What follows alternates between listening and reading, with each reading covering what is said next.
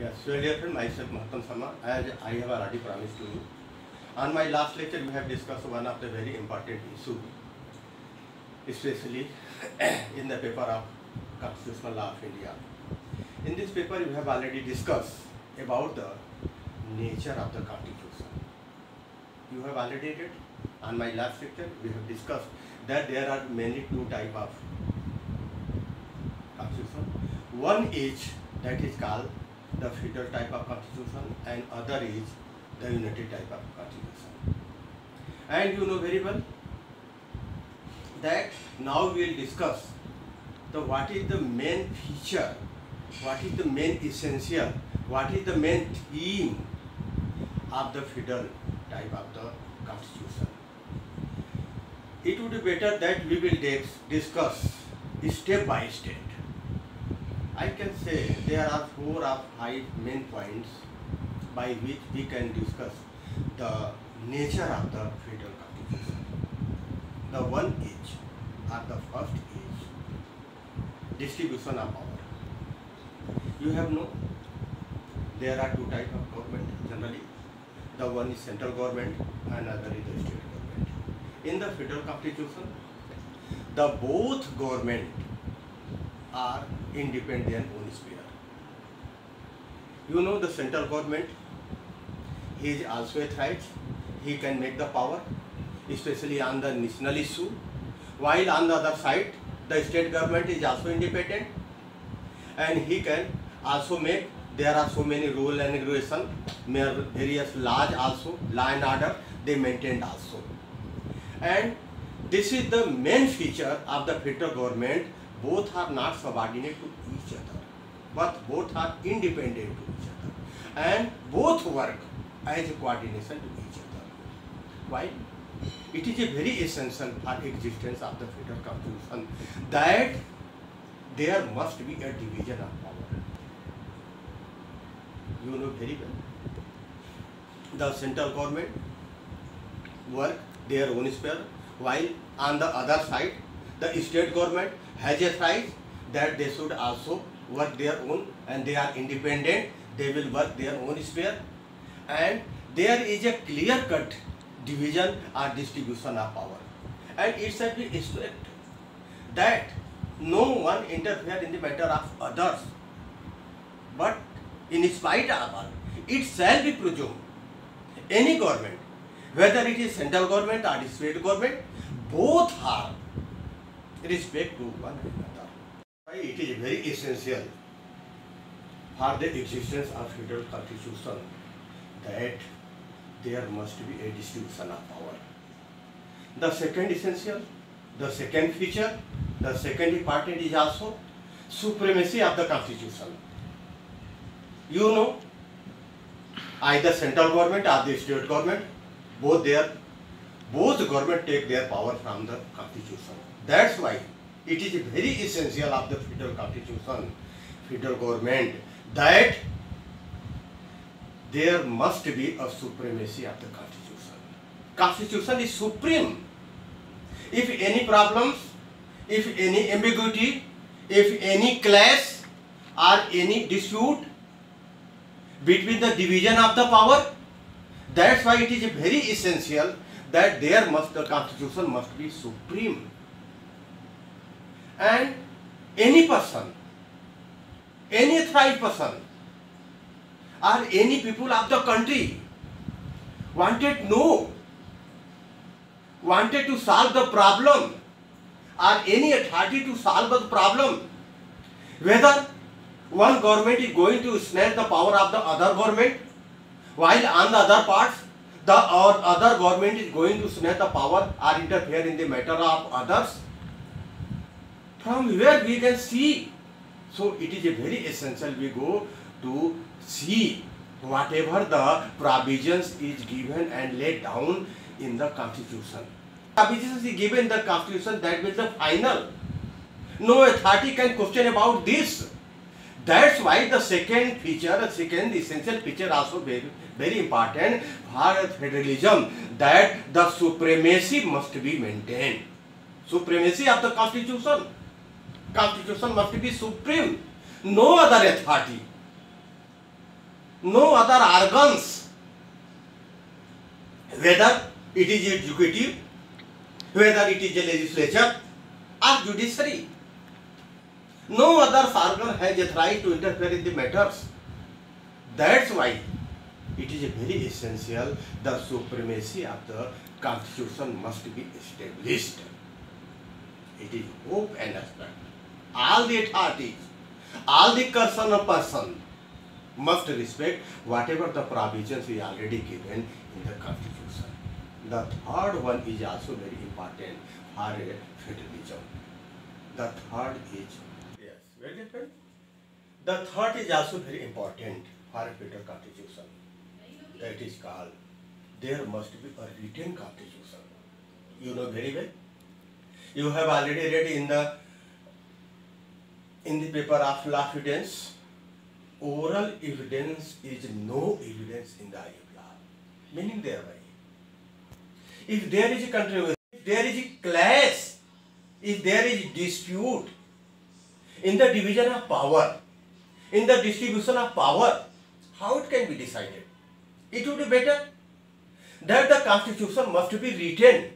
Whatever the provisions, whatever the powers, whatever the rules and regulation is given, it is very essential that for a federal government, the constitution must be written. You know very well, here in Indian constitution also, for the division of power, there is 3 list is already given. I have already said to you. One is the central list, the second one is the state list, and the third one is the concurrent list. The national issue, the most important subject, which is given to the central government. While on the other hand, the law and order and other issue that is already given in the second, that is called the state list. State government is authorized, and third one is that the concurrent list. In the normal situation, in the routine situation, in the some issue the central government is authorized, and in the some issue the state government is trying to make the legislation, make the law. If there is a clash, central government says no, I am authorized, this is my issue, this is my subject, I am authorized to make the law. While on the other hand, the state government said, this is my subject, this is my issue, I am entitled to make the legislation. If there is a ambiguity, there is a dispute, how it can be decided? Nobody knows very well. It is very well. Go step by step, section by section, line by line in the constitution, because it is already written, each and every provision, their power, their functions, each and everything is already written. And if the matter is decided, each matter go in the court of justice, and he is empowered to look forward, to decide the matter. By whom? You know very well, this is the first essential, most important work of the judiciary, to interpret the written law. Whatever the rule and regulation is here, whatever the various laws and circular is given there, what is the written is already in act and enactment, the court is bound by law to interpret according to rule and regulation. No doubt. It is another thing. If there is no written law, then the court is trying to go on the basis of usage, custom, convention. If this is not there, also there, then he is tried on the basis of justice, equity and good counsel. That is another thing. But I can say the third is also very important, that there must be a written constitution for the existence of the federal government. And the fourth one is also important for a federalism, that is called rigidity of the constitution. No doubt, I have already said, it doesn't mean the constitution, the provision not given to amend the constitution. provision must be there and it is also given in the constitution. As you know, the article 368 is also given the provision for the amendment of the constitution. But I mean to say, it should not be so flexible. Any party, any government, for their own personal purpose, he can immediately amend it. Here in Indian Constitution also, Article 368 is given the provision for the amendment of the Constitution.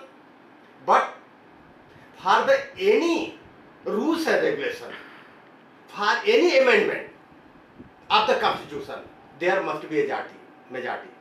But in the some special circumstances, that is very important, that is a national issue, that is the basic structure of the Constitution, it is very essential, there must be a majority of 2/3. Without the passing the majority of 2/3, it is not easy to change the national issue, the important issue of the Constitution. So, my dear friend, it is very essential that for the survival of the federal constitution, there must be a rigidity of the constitution. If there will be no provision, if any constitution cannot maintain their rigidity, no doubt they cannot be survive.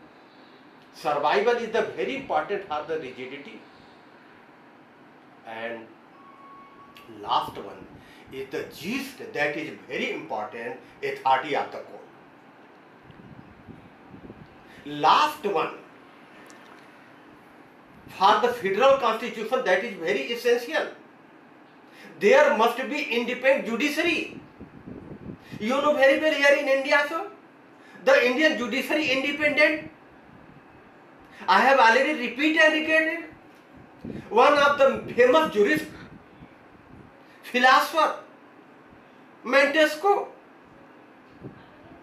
he has already given the separation of powers, meaning thereby the three organs of the government, whether it is a executive, whether it is judiciary, whether it is a legislative, each and every organs are independent, and it shall be presumed that no organ try to snatch, to override the power of the others, but it shall also be expected that they should respect to one another.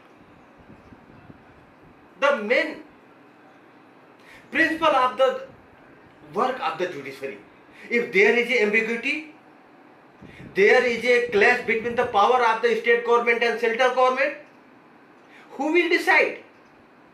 It is an independent judiciary.